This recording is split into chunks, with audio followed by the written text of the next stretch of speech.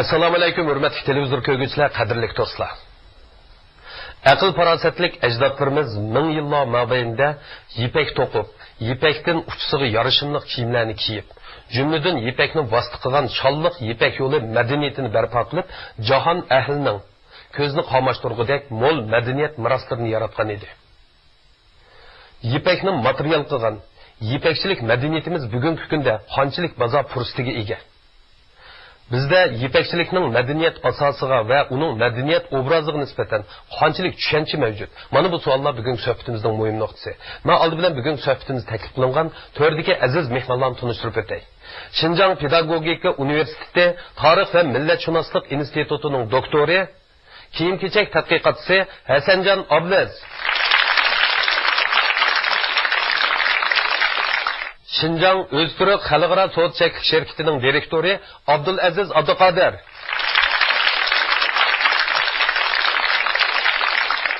Xinjiang Moliya iqtisod universitetining iqtisod fanlari doktori Sulaymon Islom.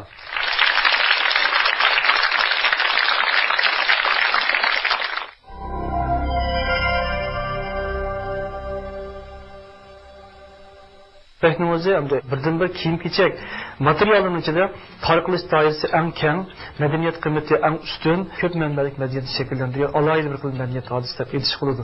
Qadimiy ipak kiyimini ochquchilarning shu davrdagi varislari bo'lish maqsadida shu ipak savdosini taraqqiy qildirish va qayta jonlantirish maqsadida bu savdo bilan shug'ullangan. Shu madaniyat asosi bo'lgan kangirlikka, shundaqla butkul dunyoga yuzdan tugul bo'lgan sohalarga mablag' solish, ammo shuni o'zlik bir bo'sh deb qarash menimcha bo'lgan intayin muhim.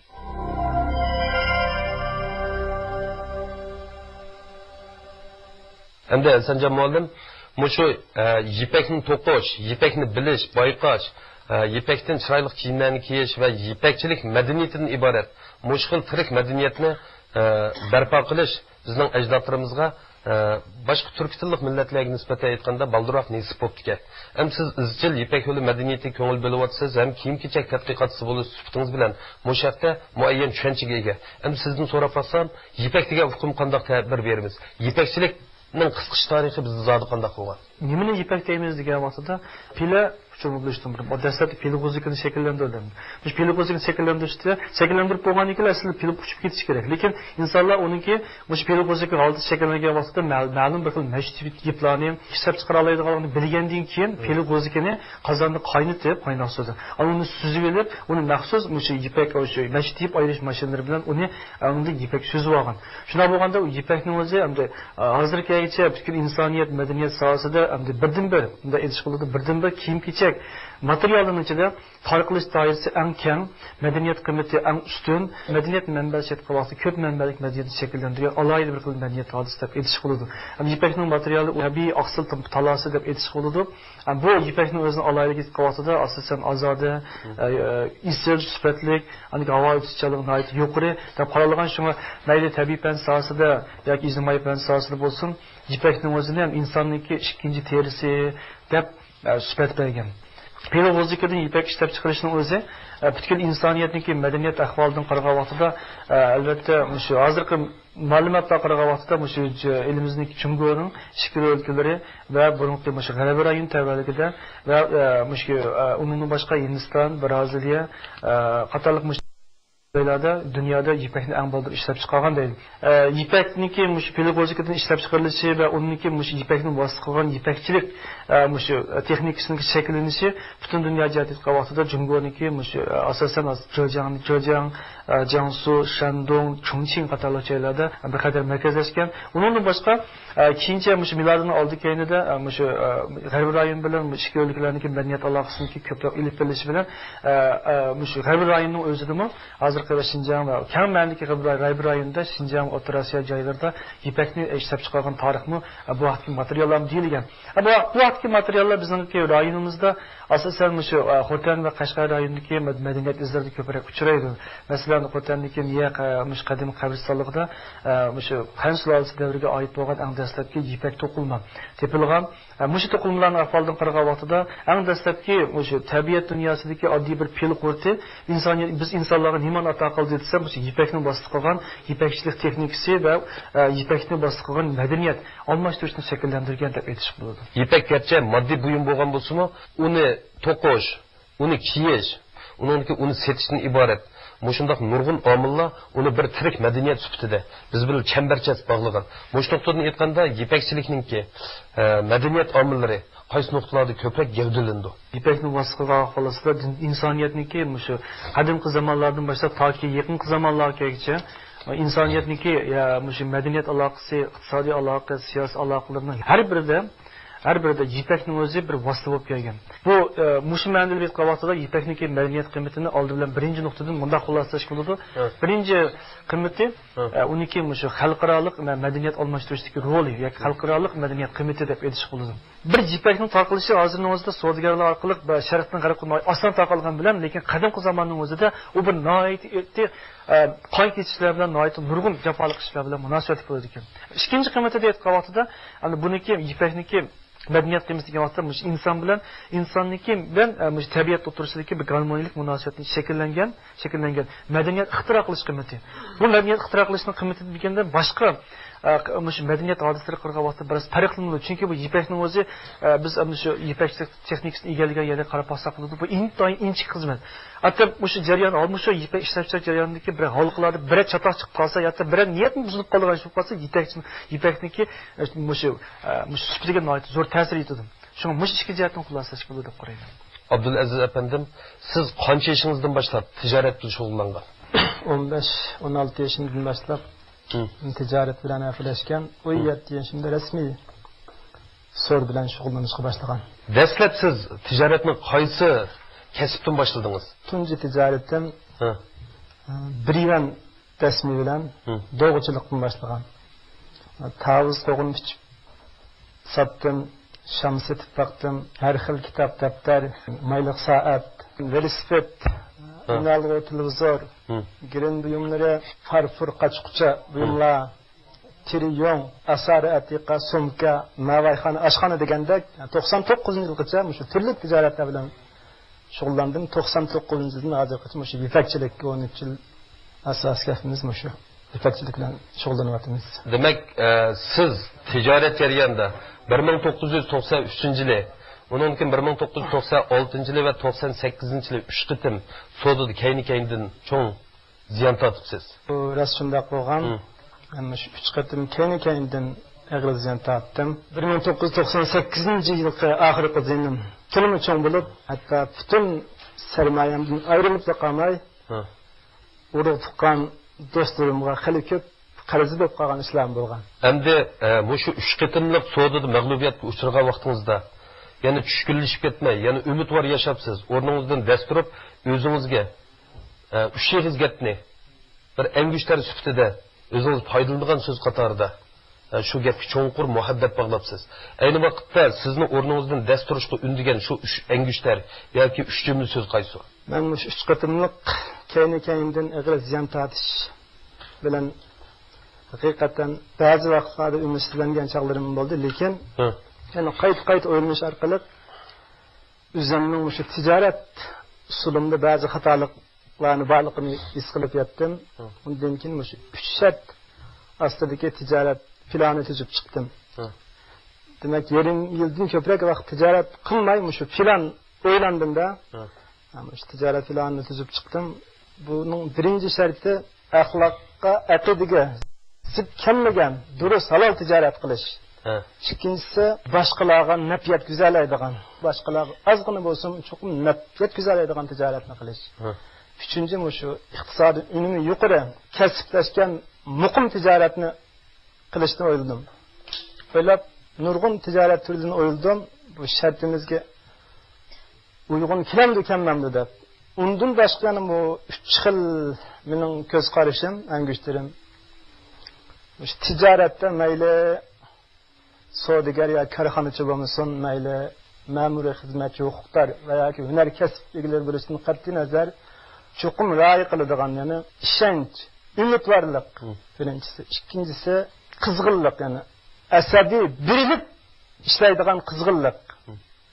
Uchinchisi shu samimiy rostchilik.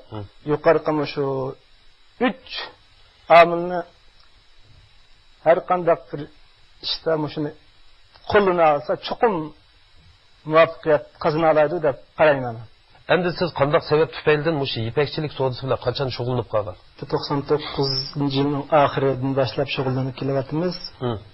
Sababi buning birinchi hamda yuqoridagi bu sap ipak buyumlarning shu tirini asrash va sog'lomlashtirish rolining yuqori bo'lishida.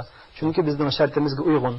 Ikkinchi sababi shu vaqtlarda bu yipakchilik savdosining raqobatchisi yo'q deyarlik. Nihoyatda kam. Uchinchisi yipak yo'li desa mayli chet ellar bo'lmasin, mayli ichki o'lkalarda bo'lmasin, yipak qarta azroq tushunchisi bor kishilarning hammasi shu yurtimizni, ya'ni rayonimizni yipak yo'lining tugini, ya'ni o'z davrida shu sharq bilan g'arbni tutashtirishda ahli ham yipak savdosi gullangan ham rivojlangan. Unda hozirgi kelganda intayin sus holat kelib qoldi. Demak, biz shu savdoni qayta jonlantirish, qadimiy yipak yo'lini ochquchilarning shu davridagi varislari bo'lish maqsadida shu yipak savdosini taraqqiy qildirish va qaytadan jonlantirish maqsadida bu savdo bilan shug'ullangan. Endi Sulaymon muallim, oddiy savdogardan bir talabchan korxonchiga aylanguncha nurg'un agir to'qay jarayonlarni besib o'tishga to'g'ri keldi. Biz yuqorida O'zturk xalqaro savdo cheklik shirkatiningki 24 yillik tijorat yo'li orqali bularning bugungi darajaga yetganligini to'nib ketdik. Bu nimani bildirdi deganda, bu shu shalliq natijalarning oddiy jarayonlardan barliq keldiganligini bizga dalillaydi. Endi siz iqtisod nuqtasidan sharhlab baksangiz, savdogardan bir korxonchiga aylanguncha qanday mushaqqat davollarni besib o'tadi? Mayatda endi biz savdo, cho'ng savdo nuqtasida aytganda, mayli korxonachi bo'lsin, mayli bizniki amaliy elib setishdan shug'ullangan bu savdogarlarimiz bo'lsin, hammasi endi o'xshashlar bir qimmat yaratuvchi deymiz, bor-ku, o'tirliqdan. Endi shu ma'lum bir narsa ishlab chiqarish bo'lsin va yoki mulozimat sohasi bo'lsin, va boshqa usul bilan. Biroq biz savdogar va korxonachi deganda bularning farqi intayin zo'r bo'lib ketadi. Endi savdogarningki asos qiladigi bu biz obrat sohasini shakllantirib deymiz. Buni aytsam ba'zida dedim, uy savdogarlarim bor ekan deb. Uy savdogarlarim o'xshashlar bu. Uyni mushadan oladi, soladi, sepyudi, shundan tugaydi, uni qo'lda ishim qolmaydi. Xuddi savdogarga o'xshash, u ikkitlar riyadning birisini elib, setpakga o'xshash narsa o'rab qashlablar. Shunda bu savdogarningki asoslari qisqa muddatli harakatlar ma'noda. Endi korxonachida endi bir mushu mutlaq uzun muddat nisbatan bir plan shakllandi. Shuna endi korxonachi deganni mayli bizning mushu ingliz tili nomimizda ismli bo'lsin, yoki xanzur tilidagi tushuntirishli bo'lsin, hammasi bu kelgusini planlovchi va shu plani bo'yicha shu bir yadrolik nuqtani tutib ma'ng'uchi deb qaraladi. Endi dunyodagi davlat korxonalarniki avval kuzatsakmi, endi biz deymiz bu korxonalar nurg'un soha bilan shug'ullangan deb. Lekin bular dastlabda bir sohada tutib chiqadi. Utib chiqqandan keyin mablag' jug'langandan keyin ondan ko'p xillik qarab mangadi. Hargizmi bu dastlabda ko'p ishlarni qilib, hammasini muvaffaqiyat qozonishga qasholmaydi. Shuna biz shu bitta jarayonni kuzatgan vaqtda endi bir korxonachiga bilan savdogarniki oylanishning jarayoni qanday? Birinchisi tajriba intayin muhim, tajriba uqlasizdi. Ikkinchisi korxonachida cho'qim bir yo'lni bo'ylab mang'an nishonimiz kerak. Demak, men yipak sohasini tanladim. Mushu sohaga qanday kiraman, mushu sohada qanday rivojlanaman, mushu sohada men qanday qilsam utib chiqa olayman. Undan keyin har bir qadam bosishni kelib olgandan keyin shu yo'lni bo'ylab menish kerak. Demak, shu nuqtadan bo'lganda hozir 99 dan 2012 bo'lgan 13 yil endi hozirgi mush Abdulazizniki hozirgi holatini shakllantiradi. Demak, bu 13 yil jarayonni mush butkul ayni vaqt shakllangan bir planlovchi bo'lish, bir loyihachi bo'lishdan iborat. Mana mush korxonachilikka tipik alohidlik bilan mush holatga yetgan deb qaraymiz. Shuna endi korxonachilar endi savdogardan qanday bo'lgan korxonachiga aylandi. Savdoga ma'lum bir sohani asos nuqta qilib, ma'lum bir nishonni qo'g'lishib, qisqa muddatli faoliyatlarni emas, balki uzun muddatli nishon bilan, ham uzun muddatli nishonni har qaysi bosqichlarga bo'lib, shu nishondan ozmay mang'alaganda ham kelib o'zini faqat savdogarlarning tardoiridagi o'zi uchun xizmat qildiradigan, o'zi uchun manfaat yaratadigan emas, balki butkul jamiyatga mas'ul bo'ladigan, jamiyatdagi ijtimoiy mas'uliyatni ado qila oladigan mana mushunda holatga yetganliganda ondan u bir korxonachiga aylanib ketadi. Biz yuqorida shu korxonchi Abdulaziz apandimningki qudrat tepish yo'lidagi eng güchlarini anglab o'tdik. Endi siz iqtisod nuqtasidan Mushu 3 engishlarni qayta bir sharhlab baqsangiz. Endi bularningki shu 3 engishlarning birinchisi nima desa, ijtimoiy mas'uliyatning nima ekanligini birinchi o'rin qo'ydi bu yoqda. Masalan, men bir korxonachi bo'lib, ma'lum bir savdo qiladi ekanman. Bu savdo sohasi tutib chiqadi ekanman. Ondaqda bu savdoda men pulni topgan vaqtda, menda qanday bir ijtimoiy mas'uliyatlar men pulni topib chiqaman. Demak, ijtimoiy mas'uliyatni turib qo'yib, bayatınki meniki anglag'im xato bo'lmagan bo'lsa, u cho'qim bizningki durust halol tijorat bo'lish kerak. Hamki ikkinchisi kelganda bularni o'tirib qo'yg'ini, bu butkul xalqniki mayli ro'yiti bo'lsin, mayli ma'naviyati bo'lsin, shular sog'lomlik ato qila oladigan bo'lish kerak. Demak, bir korxonachi qanday bo'ladi? U mangu mas'ul bo'lish kerak. Ya'ni bir korxonachi bo'lgan ijtimoiy mas'uliyatni to'nib yetgan. İkincisi, bularninki endi biz mushu iqtisod nuqtasidan aytganda, qanday savdo o'lmaydi desa, mushu ehtiyoj davomliqqa, kengirlikka ega bo'lgan, ham kelib ehtiyoj davomli savdo solaydigan mahsulotlarningki savdosi o'lmaydi deymiz. Demak, bu ehtiyoj tadqiqotida zot insonlar nimaga ehtiyojli, qaysi xil ehtiyoj bilan biz hujum qilib kiramiz. Biz ko'pincha holatda ehtiyojni ma'naviy ehtiyojni qandaymiz deb biz bir taraf maqsad qilamiz, moddiy ehtiyojni qandaymiz deb bir tarafdan ishlab chiqishimiz bor. Bu yoq dal mushuk ehtiyojni bir gavda qilayotgan ipakni iborat mana bu narsani endi o'ziga mujassamlashtirgan. Uchinchi angishlar endi biz haqqi manfaat yetkazamiz. O'zimiz manfaat olamiz deyapti. Yana birisi haqqi manfaat yetkazish, o'zimiz manfaat yetkazishda bir ko'lam iqtisodiy qimmatni tezroq yaratadigan ko'lam shakllanishi kerak. Biz iqtisodda eng talab qilgan narsamiz shu. Demak, bu mayli bizningki Shinjang viloyat murayimizniki shu har qaysi millatlar bo'lsin, va yoki ishchilar bo'lsin, va yoki O'rta Osiyo xalqi bo'lsin, butkul dunyo xalqiga nisbatan ipakning ehtiyoji kengirligiga bo'lgan narsa bu. Undaqda mana mushundaq kengirligiga bo'lgan ehtiyojni ko'lamlashtirib ishlab chiqargan vaqtimi, uning tanlarni to'layoladi, ham ma'lum nuqta aytganda shu iqtisodiy unumni tezroq shakllantiradi. Shu mushu nuqta aytgan vaqtda bu yoqniki 3 angishri moyatda mush iqtisodiy qonuniyatlardagi shu bir qator qonuniyatlarga unda sixiylik holda uyg'unlashgan deb qaraymiz. Endi Sanjay muallim, biz ipak insonlar aql farosatining javhari, uningki madaniyatning bir tirik namoyandasi deb sifatildik. Endi necha ming yillar mobaynida bizning ajdodlarimiz buni to'nib ketgan, mushu ipakchilikdan iborat mushxil madaniyatningki o'lmas madaniyat ekanligini his qilgan. Uni kiyim sifatida uchiq kiygan. Shu orqali o'zining mayli qadr qomatini yoki bo'lmasa o'zining bir qadr qimmatini namoyon qilgan. Endi siz mush fursatda baqsangiz, mushi ipakni material qilgan bosh kiyimlarning turlari zot qandaq? Uyg'urlarniki Uyg'ur kiyim-kechak madaniyati qaragan vaqtimizda ipakniki materiallik Uyg'ur kiyim-kechak madaniyatining har bir halqalariga sig'ib ketgan. Ham mushining ichida bosh kiyim madaniyatniki egallagan nisbati qanchalik degan vaqtda bosh kiyim madaniyati egallagan nisbati asosan erlar kiyimlar, erlarniki bosh kiyimlarda umumiy holda mushi do'ppa mush do'ppa raqlarniki material ishlangan, masalan, mahmal do'ppa degandek mush turlardagi ichida ko'proq markazlashgan. Ayollarnikida ham mush ipakniki asosan Uyg'ur kiyim-kechak madaniyatida mush egallagan nisbati ko'proq bo'lgani mush xonim qizlarniki mush bosh kiyim madaniyati ko'proq. Bu asosan mush xonim qizlarniki har xil mush ustiga otadigan yog'liq yoki ro'mol yoki gaz yog'liq deganda nurg'unlar turlari bo'lgan. Hozirgacha endi mushu mayli ishkiliklardagi bo'lsin yoki chet elda bo'lsin, dunyoda ipakniki hozirgacha 14 xil turi bo'lgan. Mush 14 xil turini biz Uyg'ur xonim qizlariniki kiyim-kechak madaniyatiga qaragan bo'lsa, mush 14 xil turining hammasi bor. Biz buning misol ilib chiqildi, masalan, bir ko'rib boqaylik. Biz odatda bu so'zlarni turmushimizda ishiltimiz. Bu vaqtda qisqacha bir izohat berib o'tish to'g'ri keladi. Birinchisi mushu nima? Tovar deb nom atalgan ipak. İkincisi gaz deb atalgan ipak. Buning o'zini biz odatda Uyg'ur xonim qizlar gaz yog'liq ya gazlama yog'liq sifatida ishlatilib keladi mushu nom bilan. Uchinchisi yelila deb atalgan ipak. Buning ne odatda Uyg'ur xonim qizlarningki bosh kiyimlarida yelili yog'liq deb atalgan. To'rtinchisi mahmal. Oniki beshinchisi kimqop. Oltinchisi nima degani shoyi. Yettinchisi nima desa sokna yoki durab deb atalgan nom. Sakkizinchisi gazlama.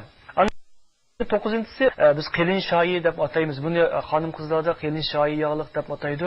10-inchisi nima desa, xalq orasida ko'k ipak deb atab qo'ydi. 11-inchisi nima desa, buni shoyining yana bir xil turi, bu odatda zich to'qilgan shoyi deydi yoki zich shoyi yog'liq yoki zich shoyi deb ataymiz. 13-inchisi nima degan vaqtda mashhud deb atalgan ipak. 14-inchisi nima degan vaqtda bu asosan o'sha purmi ipak to'qilma. purmi ipak to'qilma deb atalgan. Buni odatda xalq orasida biz grip deb ataymiz. Xalqarada endi buni nipis to'qilgan, o'sha qargazmal deb ataydi. O'sha 14 xil turining o'zi butun dunyoda hozirgacha izchil holda ishlatilayotgan ipakniki materiallar. O'sha ipakning materiallarida bizlar asosan qaraydigan bo'lsak, Uyg'ur xonim qizlarining asosan o'sha yog'liq turlarida va to'r ro'mol turlarida ko'proq ishlatilib, yog'liq sohasida ko'p ishlatilgan. Bu xotan ipaknik ayni taqilgan ikkinchi darvoza bo'lgan. O'sha xotan va Qashqardan iborat ikki darvoza ayni ipakni tarqatganligi uchun va ipakni muhim tugun bo'lganligi uchun mushu yerlarning o'zi sharq va g'arbniki madaniyat almashtirishlikka tugun bo'lishligi sababi mushu. Mushu sababdan bizning boshqa madaniyatda biz hozir bilganimiz mushunchalik 14 xil tur. Undan boshqa turlarning o'zida ba'zi materiallar qaragan vaqtida mening bilishimcha 24-25 xil tur yetadi deb qaraydim. Boshqa ipakning material qilgan boshqa madaniyat turlari. Endi Abdulaziz apandim, siz mushu ipakchilikni asos qilgan bu şirketingizga nima sababdan O'ztürk degan ismni qo'llandingiz? Şirketimizga bu O'ztürk degan ismni qo'llanishdan 6 yil burun biz shu 99-2000 yillari o'sha ipakchilik sohasiga yangi kirgan vaqtimizda bu mas'uliyatga chuqur bir ism bo'lmasa bo'lmaydiganligini, ya'ni zurriyat bo'lib qolganligini his qilib izlandik, ism qo'yish jarayonida. Jula degan ismni tanladik. Buning bilan biz turkum mas'uliyatlarni ishlab chiqarib bozorga soldik. Yomon emas bo'ldi.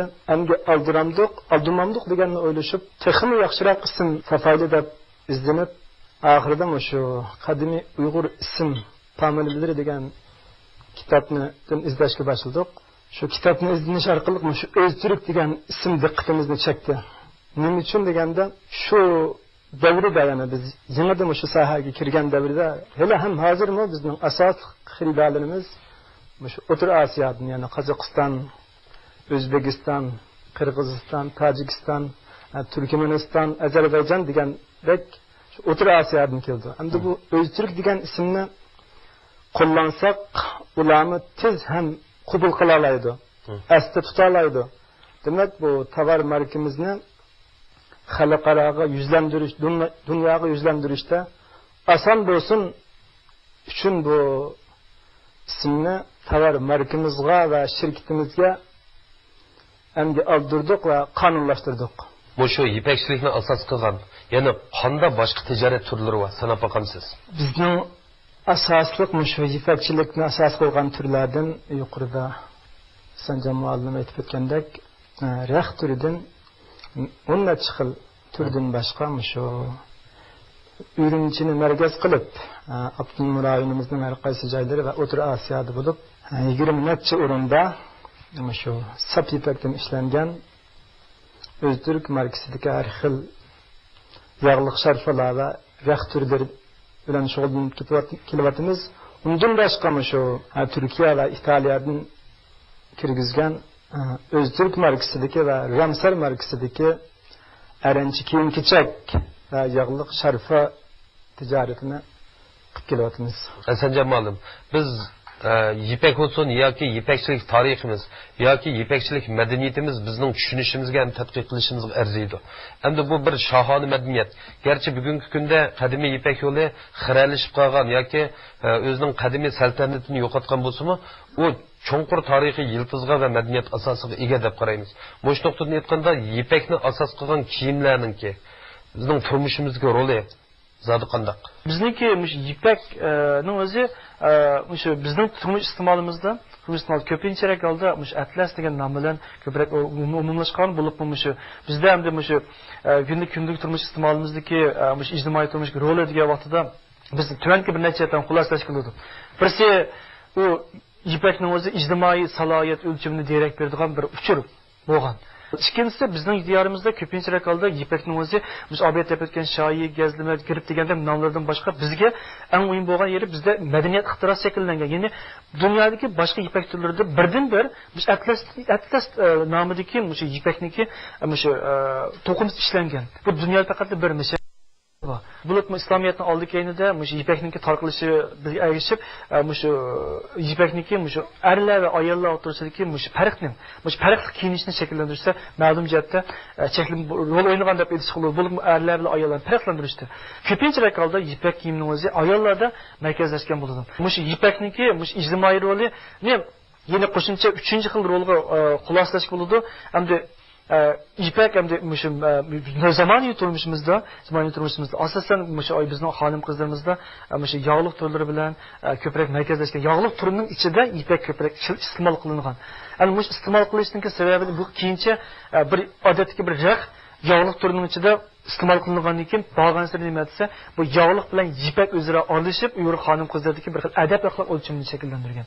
Shinjongda, O'rta Osiyoda, G'arbiy Osiyodagi mush millatlarda tabiiy muhitga moslashish va mush ipak materiallarning o'zidagi insil zolatini ko'rkam qilish iborat ikki xil narsa birlashib bizniki xonim qizlardagi yog'liq taqish odatidan keyin umumlashgan va keyincha nimaga vosita ipakni material qilgan, ipakni manba qilgan yoki vosita qilgan adab axloq o'lchami ne shakllantirishda bevosita rol o'ynagan deb aytish mumkin. Sulaymon muallim, biz odat diqqat qilgan bo'lsak, bizning milliy korxonchilarning sepida masalan Arman, Ixlos, uningki Amina qatorliq 10 yildan oshgan mushlar bo'ron chapqunni tarixni boshdan kechirgan korxonchilar ko'p emas.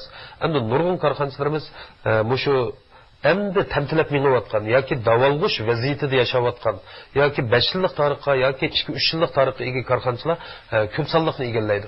Endi siz mush tipdagi korxonchilar bundan keyin taraqqiyotni kutib o'ziga qanday talab qo'yish kerak deb qaraysiz? Hammasiga o'rtaq bo'lgan masala oldi bilan u o'zininki mas'uliyatlarini o'zining atrofida bozorga ega qila olgan vaqtda andan keyin u boshqalarga tuntalaydi va o'zininki mavjudligini isbotlab chiqa oladi. Mana bu shunday bizning iste'mol madaniyatimiz, turmush madaniyatimizga ma'lum bir nuqtani, ma'lum bir bo'shliqni bayqagandan keyin shuni oldi bilan o'zimizni qila olsak, ondan u dunyoni bo'la oladi. Mundaqcha aytganda, iqtisodni oldi bilan o'zini bo'la olganda, ondan u dunyoni iqtisodiga to'p qo'sha oladi. Agar o'zimizning iqtisod bo'lmasa, o biz dunyo iqtisodiga to'p qo'sha olmaymiz.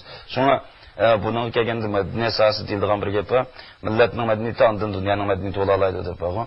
Shunga bizniki shu korxonachilarimizmi oldi bilan shu bozor muhitini qo'ldigan vaqtda oldi bilan o'zininki shu yashayotgan sharoitida, o'zining atrofida buningki bozor asosi bormi yo'qmi? Taraqqiyot asosi bormi yo'qmi? Endi mush taraqqiyot asosini shakllantirib, osh qo'llash bilan ondan butkul dunyo sohasiga, ya'ni ichkirilib ma'qul bo'lamdi bo'lmamdi. Butkul insonlarningki shu o'rtaq iste'mol orzusiga moslashtirib ketgili bo'lamdi bo'lmamdi. Mana bu ishlarni so'rash kerak. Ba'zi bizning madaniyat o'yinlarimiz kelganda, o'namda xalqaralashtirib bo'ldi, ziyoda xos qilib ketgan narsaga oldirab mablag' solishni men anchalar tashabbus qilmayman.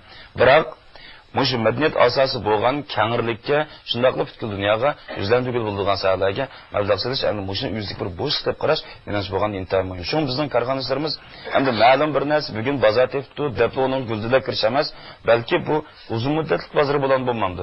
Onundan keyin o'zininki muşu mahsulotlarni ishlab chiqargandan keyin o'zi yashayotgan muşu dairada, muşu rayonda balki shu setilish madaniyat asosiga ega bo'la oladi yo'qmi? Bozor asosiga ega bo'la oladi yo'qmi?